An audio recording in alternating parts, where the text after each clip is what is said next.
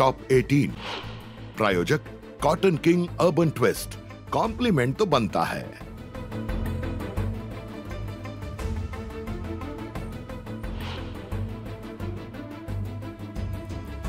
संघटन निवडणुकीसाठी दिल्लीत भाजपची मोठी बैठक। भाजपचे अध्यक्ष जे.पी. नड्डा यांच्या अध्यक्षतेखाली होणार बैठक।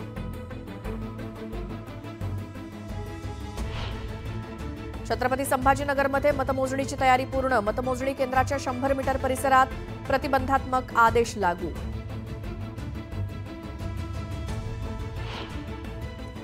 सिंधुदुर्गात मतमोजणीची तयारी पूर्ण। कणकवलीत 24, कुडाळमध्ये 20 तर सावंतवाडीत 23 फेऱ्यांमध्ये होणार मतमोजणी। सर्वाधिक मतदान झालेल्या करवीर मतदारसंघात मतमोजणीची तयारी पूर्ण। उद्या 26 फेऱ्यांमध्ये पार पडणार मतमोजणी।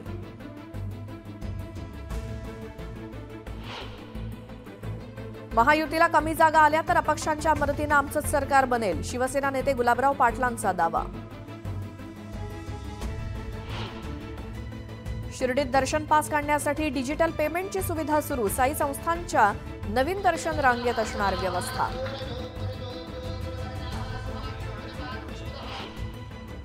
वाशिममध्ये सोयाबीनच्या दरात घसरण। आवक घटली तर सोयाबीनला केवळ 4100 रुपये दर। छत्रपती संभाजीनगर मध्ये नवीन पाणी पुरवठा योजनेअंतर्गत टाकण्यात आलेली पाईपलाईन फुटली। लाखो लिटर पाण्याचा अपव्यय।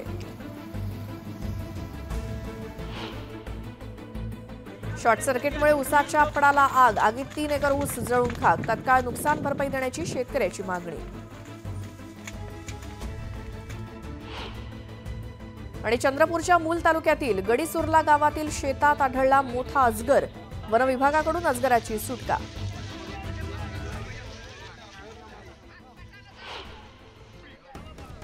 यानंतर एक मोठी बातमी आहे। छत्तीसगडच्या सुकमा जिल्ह्यामध्ये चकमकीत 10 माओवाद्यांना कंठस्नान घालण्यात पोलीस दलाला यश आलंय। सुकमा जिल्ह्यातील ओरिसा तेलंगणाच्या सीमेला लागून असलेल्या भेजीच्या छत्तीसगडच्या हद्दीत दाखल होणाऱ्या माओवाद्यांना जंगलात पोलिसांनी घेरल्यानंतर चकमक झाली। 3 माओवाद्यांचे मृतदेह, SLR, AK-47 सारख्या अत्याधुनिक बंदुकांचा साठा देखील घटनास्थळी जप्त करण्यात आलाय। मृतक माओवाद्यांचा आकडा वाढण्याची शक्यता आहे। महाराष्ट्राचे असलेले कोल्हापूर निवासी सुकमाचे पोलीस अधीक्षक किरण चव्हाण यांच्या नेतृत्वात पोलिसांनी ही धडक कारवाई केली। अधिक माहितीसाठी जाऊयात महेश तिवारी आमचे प्रतिनिधी यांच्याकडे। महेश, सुकमाचा हा जो भाग आहे छत्तीसगड, तेलंगणा, ओरिसा 3 राज्यांचा कोर झोन आहे।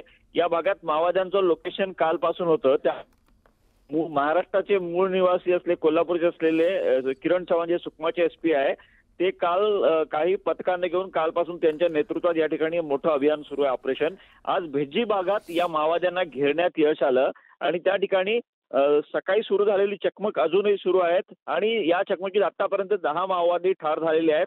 3 माओवाद्यांचे मृतदेह सापडले आहेत। AK-47 SLR यासह काही अत्याधुनिक बंदुका सापडलेल्या आहेत आणि हा घनदाट जंगल असल्यामुळे अजूनही या ठिकाणी सर्चिंग ऑपरेशन सुरू आहे आणि काही ठिकाणी गोळीबार सुद्धा सुरू आहे। त्यामुळे आणखी आपल्याला काही काळ वाट बघावं लागेल। मात्र मृतक माओवाद्यांचा आकडा वाढण्याची शक्यता आहे। मोठं यश आहे। महत्वाचं म्हणजे किरण चव्हाण हे या ठिकाणी पोलीस अधीक्षक पदावर रुजू झाल्यानंतर अनेक यशस्वी चकमका त्यांच्या नेतृत्वात घडलेल्या आहेत। महेश, धन्यवाद या सगळ्या माहितीसाठी। निवडणुकीसंदर्भातली आता एक मोठी बातमी। उद्या विधानसभेच्या 288 जागांचा निकाल लागेल। नव्या सरकारच्या पहिल्या अधिवेशनाची नागपुरात तयारी सुरू झाली आहे। नव्या सरकारच्या अधिवेशनाची सध्या जोरदार तयारी सुरू आहे। डिसेंबर महिन्यामध्ये नागपुरात नव्या सरकारचं पहिलं अधिवेशन होणार आहे। सार्वजनिक बांधकाम विभागाकडून मंत्र्यांच्या बंगल्याच्या परिसरात पेंडॉल टाकण्याचं काम सध्या वेगानं सुरू आहे।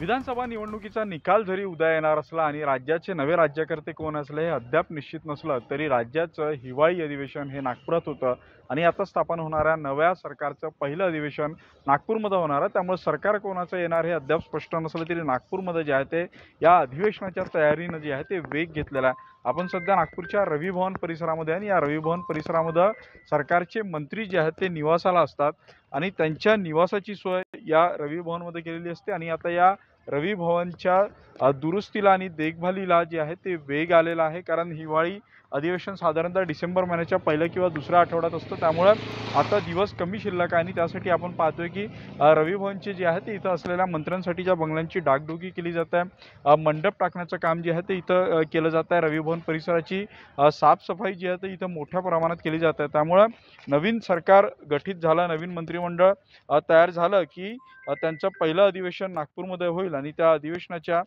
तयारीसाठी जे आहे ते सार्वजनिक बांधकाम विभाग सज्ज होत असल्याचं आता आपल्याला नागपूरमध्ये पाहायला मिळतं। उदय तिमांडे, न्यूज 18 लोकमत, नागपूर। आणि आता पाहूयात बातम्या वारे विधानसभेचे मध्ये। महायुतीनं निकालाआधीच प्लान बी तयार ठेवलाय। बहुमतापासून जर दूर राहिलो तर छोट्या घटक पक्षांची महायुतीचे नेते मोठ बांधतायत। यासाठी छोट्या घटक पक्षांची महायुतीतील नेत्यांची बोलणी देखील सुरू झाली आहे, तर सत्तेत वाटा देऊन घटक पक्षांना जवळ ठेवणार असल्याची माहिती सूत्रांनी दिली आहे। निकालाआधीच काँग्रेस अलर्ट मोडवर आली आहे। विदर्भातील काँग्रेसच्या आमदारांसाठी काँग्रेसनं विशेष विमानाची व्यवस्था केली आहे। निकालानंतर ऐनवेळी कोणताही दगाफटका होऊ नये म्हणून आमदारांची विशेष सोय करण्यात आली आहे। विधानसभा निवडणुकीच्या निकालाआधीच घडामोडींना वेग आलाय। महाविकास आघाडीचे नेते ऍक्टिव्ह मोडवर आलेत। मुंबईमध्ये आज महाविकास आघाडीच्या बैठकीचं आयोजन करण्यात आलंय। या बैठकीत पुढची रणनीती ठरवली जाईल। महाराष्ट्र विधानसभा निवडणुकीसाठी उद्या मतमोजणी होणार आहे। 4136 उमेदवारांचं भवितव्य ईव्हीएम मध्ये कैद झालंय, त्यामुळे उद्याच्या निकालाकडे संपूर्ण राज्याचं लक्ष लागलंय। बारामती विधानसभा निवडणुकीच्या मतदानानंतर आता निकालाची उत्सुकता आहे। बारामतीत अजित पवार विरुद्ध युगेंद्र पवार अशी प्रमुख लढत होती। बारामतीकर यांनी कोणाच्या पारड्यात आपलं मत टाकलंय हे आपल्याला उद्या कळेल। विधानसभा निवडणुकीत खरी शिवसेना कोणाची हे 51 जागांवरील लढतीत सर्वाधिक जागा कोण जिंकून येतं त्यावरून ठरणार आहे। लोकसभा निवडणुकीत मुख्यमंत्री एकनाथ शिंदे यांच्या शिवसेनेनं 7 तर उद्धव ठाकरेंच्या शिवसेनेनं 9 जागांवर विजय मिळवला होता। आता विधानसभा निवडणुकीमध्ये शिंदे आणि ठाकरे यांच्यात कोण वरचढ ठरणार हे उद्या कळेल। कोल्हापूर जिल्ह्यात चुरशीच्या लढती होण्याची शक्यता आहे। कागल, उत्तर कोल्हापूर आणि राधानगरीमध्ये काटेकी टक्कर होण्याचा अंदाज आहे। मतदानानंतर शालेय शिक्षण मंत्री दीपक केसरकर यांनी मुंबई गाठली। अन्य 3 उमेदवार मतदारसंघामध्ये ठाण मांडून एकूणच बूथनिहाय कल ते जाणून घेत होते। मतांची आकडेवारी घालून विजयाचं गणित त्यांच्याकडून मांडलं जात आहे। बुलढाण्याच्या खामगावमध्ये भाजप उमेदवार आकाश फुंडकर यांच्या विजयाचे बॅनर झळकतायत। निवडणुकीच्या निकालापूर्वीच कार्यकर्त्यांनी फुंडकर यांना विजयाच्या शुभेच्छा दिल्या। निकालापूर्वीच संगमनेरमध्ये बाळासाहेब थोरातांच्या कार्यकर्त्यांकडून बॅनरबाजी करण्यात आली। बॅनरवर 9व्यांदा आमदार आणि भावी मुख्यमंत्री असा थोरातांचा उल्लेख करण्यात आलाय। कुडाळ मालवण विधानसभा मतदारसंघात सर्वाधिक झालेल्या मतदान कुणाच्या बाजूने जाणार याची उत्सुकता आहे। विशेष म्हणजे या मतदारसंघात महिला वर्गानं उत्स्फूर्तपणे मतदान केलंय। मावळ विधानसभा मतदारसंघात देहूतील मुख्य कमानीजवळ महायुतीचे उमेदवार सुनील शेळके यांच्या विजयाचे बॅनर लागलेत। यंदाच्या निवडणुकीत आमदार सुनील शेळके दुसऱ्यांदा आपलं नशीब आजमावतायत। शिरूर आंबेगाव मतदारसंघातील गावांमध्ये उत्साहात मतदान तर पार पडलं। इथे महायुतीकडून राष्ट्रवादी काँग्रेस पक्षाचे दिलीप वळसे पाटील तर महाविकास आघाडीतील शरदचंद्र पवार पक्षाचे देवदत्त निकम हे 2 प्रमुख उमेदवार आणि या ठिकाणी कोण आता जिंकणार याकडे सर्वांचं लक्ष आहे। नागपूर विधानसभा निवडणुकीच्या मतदानाचे अंतिम आकडे समोर आलेत। गेल्या वेळच्या तुलनेत यंदा मतदानात 6.34% वाढ झाली, तर महिला मतदारांच्या संख्येतही 7.97% वाढ झाल्याची आकडेवारी आहे। विधानसभा निवडणुकीत पिंपरी आणि भोसरी या मतदारसंघात पुरुषांपेक्षा महिलांची मतदानाची टक्केवारी जास्त आहे। चिंचवड आणि मावळमध्ये मात्र पुरुषांपेक्षा काही प्रमाणात ती कमी आहे। आता महिलांचं वाढलेलं मतांचं प्रमाण कुणाच्या पारड्यात गेलंय याची उत्सुकता लागली आहे। अंबरनाथ विधानसभा मतदारसंघात 48.50% मतदानाची नोंद झाली आहे। मागील विधानसभा निवडणुकीच्या तुलनेत यावेळी 6% मतदानात वाढ झाली आहे। रत्नागिरी जिल्ह्यातील राजापूर मतदारसंघात मतदानाचा टक्का वाढलाय। आता हा वाढलेला टक्का कुणाच्या पथ्यावर पडतो या चर्चांना उधाण आलंय। पुणे जिल्ह्यात 21 विधानसभा मतदारसंघांपैकी सर्वाधिक मतदानाचा टक्का पुणे कॅन्टोन्मेंट विधानसभा मतदारसंघात आहे। गेल्या निवडणुकीच्या तुलनेत या मतदारसंघात जवळपास 9.5% अधिक मतदान झालंय। दौंड विधानसभेच्या निवडणुकीत आमदार राहुल कुल आणि माजी आमदार रमेश थोरात यांच्यामध्ये लढत झाली। मतांची वाढलेली टक्केवारी कुणाच्या पथ्यावर पडणार याची चर्चा गावागावात रंगली आहे। दापोलीत यंदा विधानसभेला 66.84% मतदान झालं। गेल्या वेळी 2019 मध्ये 65.90% आणि वाढीव 1% मतदान आता कुणाच्या पथ्यावर पडणार याकडे सर्वांचं लक्ष आहे। गुहागरची लढत आमदार भास्कर जाधव विरुद्ध राजेश बेंडल यांच्यात होते आणि सुरुवातीला आमदार जाधव यांच्या बाजूला असलेलं वातावरण अखेरच्या टप्प्यात राजेश बेंडल यांना बळकट करून गेलं, त्यामुळे ही निवडणूक अटीतटीची होणार आहे। छत्रपती संभाजीनगर जिल्ह्यातील 9 विधानसभा मतदारसंघातील 183 उमेदवारांचं राजकीय भवितव्य ईव्हीएम मध्ये बंद झालंय। जिल्ह्यातील 3273 मतदान केंद्रांवरती 22,41,449 मतदारांनी मतदान केलं। लोकसभेच्या तुलनेत विधानसभेला वाढलेलं 2,72,541 मतदारांचं मतदान आता कोणाच्या पथ्यावर पडणार याकडे सगळ्यांचं लक्ष आहे। लाडक्या बहिणींच्या मतदानाचा टक्का वाढल्यामुळे महायुतीच्या उमेदवारांनी योजनेचं श्रेय घेत आम्हालाच फायदा होणार असा विश्वास व्यक्त केलाय। नागपुरात लाडक्या बहिणींच्या मतदानात 7.97% वाढ झाली आहे। नागपुरातील 6ही मतदारसंघात 12,02,000 महिला मतदारांपैकी 6,74,000 महिलांनी मतदान केलं, तर या वाढीव मतांचा फायदा महायुतीला नक्कीच होईल असा विश्वास भाजपचे नेते व्यक्त करतायत। आंबेगाव विधानसभा मतदारसंघातील मतमोजणीची तयारी प्रशासनाकडून पूर्ण झाली आहे। अवसरी खुर्द येथील शासकीय अभियांत्रिकी महाविद्यालयात मतमोजणीची प्रक्रिया पार पडेल। यावेळी 20 फेऱ्यांमध्ये मतमोजणी होईल। मतदान झाल्यानंतर सर्वच उमेदवार थोडे रिलॅक्स झाल्याचं दिसलं। मतदानाची प्रक्रिया पार पडल्यानंतर ठाकरे गटाचे दापोलीचे उमेदवार संजय कदम यांनी सहकुटुंब सिनेमागृहात जाऊन सिनेमा पाहिला आणि अटीतटीची लढत असताना देखील संजय कदम मात्र बिनधास्त बघायला मिळत आहेत। आणि इथे एक छोटासा ब्रेक घेऊन लगेच परत येऊया। तुम्ही पाहत राहा न्यूज 18 लोकमत।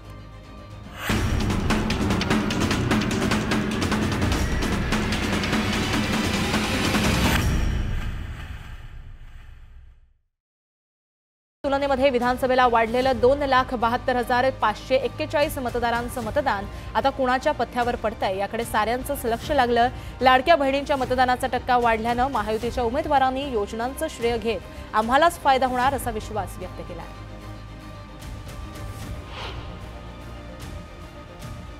नागपुरात लाडक्या बहिणींच्या मतदानात 7.97% वाढ झाली आहे। नागपुरातील 6ही मतदारसंघात 12,02,000 महिला मतदारांपैकी 6,74,000 महिलांनी मतदान केलं, तर या वाढीव मतांचा फायदा महायुतीला नक्कीच होईल असा विश्वास भाजप नेत्यांनी व्यक्त केला आहे।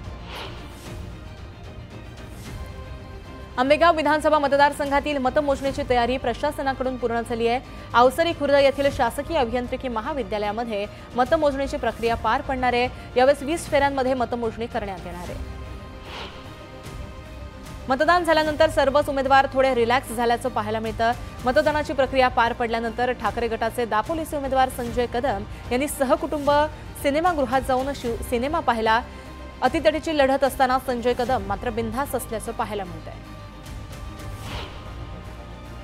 छत्रपती संभाजीनगरमध्ये विधानसभा निवडणुकीची मतमोजणी शांततेत पार पडावी यासाठी मतमोजणी केंद्राच्या 100 मीटर परिसरामध्ये प्रतिबंधात्मक आदेश लागू करण्यात आले।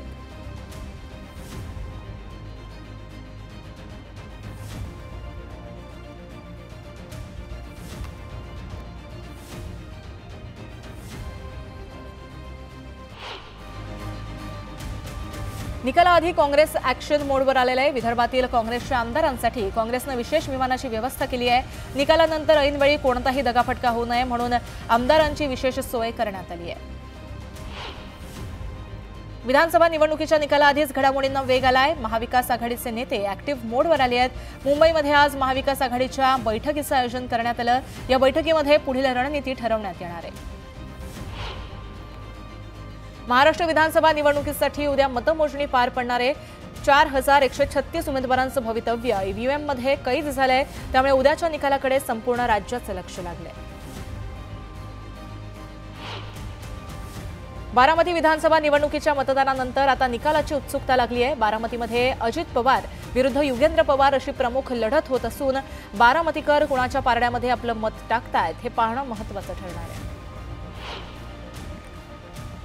विधानसभा निवडणुकीत खरी शिवसेना कुणाची हे 51 जागांवरील लढतीत सर्वाधिक जागा कोण जिंकून येतं त्यावर ठरणार होतं। तर लोकसभा निवडणुकीमध्ये मुख्यमंत्री एकनाथ शिंदे यांच्या शिवसेनेचे 7 तर उद्धव ठाकरेंच्या शिवसेनेचे 9 जागांवर त्यांनी विजय मिळवला होता।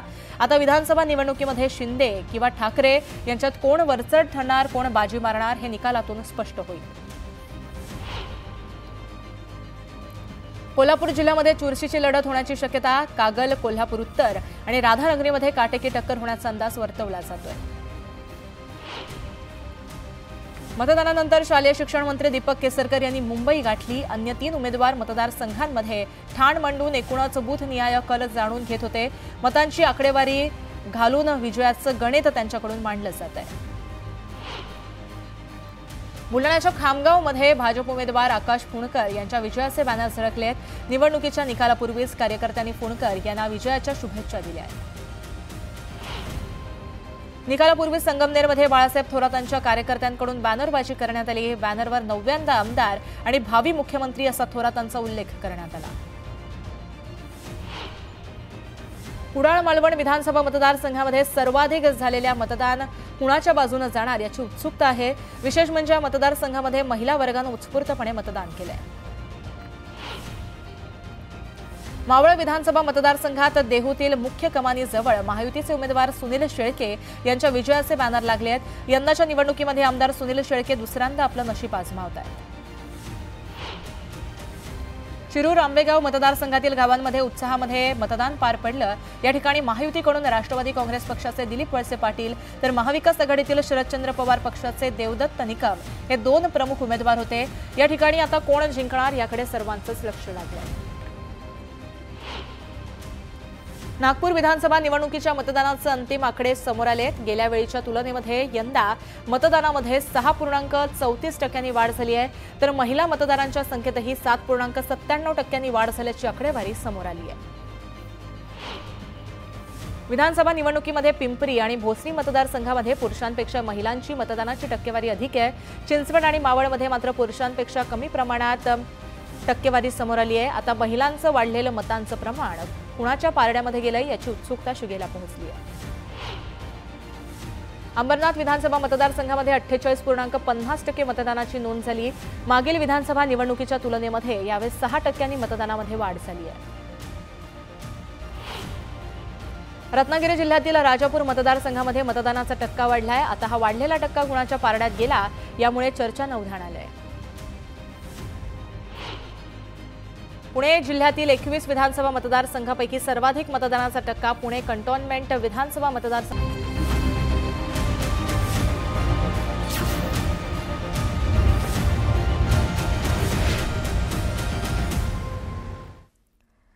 ब्रेकनंतर स्वागत आणि एक मोठी बातमी आहे। मुख्यमंत्री शिंदेंनी प्रवक्त्यांची एक बैठक बोलावली आहे संध्याकाळी 6 वाजता नंदनवरती। मतमोजणीच्या वेळी काय काळजी घ्यावी या संदर्भात मुख्यमंत्री प्रवक्त्यांना मार्गदर्शन करणार आहेत। कशी आपली भूमिका मांडावी या संदर्भात मार्गदर्शन केलं जाईल मुख्यमंत्र्यांकडून। आज संध्याकाळी 6 वाजता नंदन बंगला इथे मुख्यमंत्र्यांनी बोलावलेली आपल्या प्रवक्त्यांची बैठक महत्त्वाची आहे। मतमोजणीच्या वेळी काय काळजी घ्यावी, आपली भूमिका कशी मांडावी या संदर्भात मुख्यमंत्री आपल्या प्रवक्त्यांना मार्गदर्शन करणार आहेत।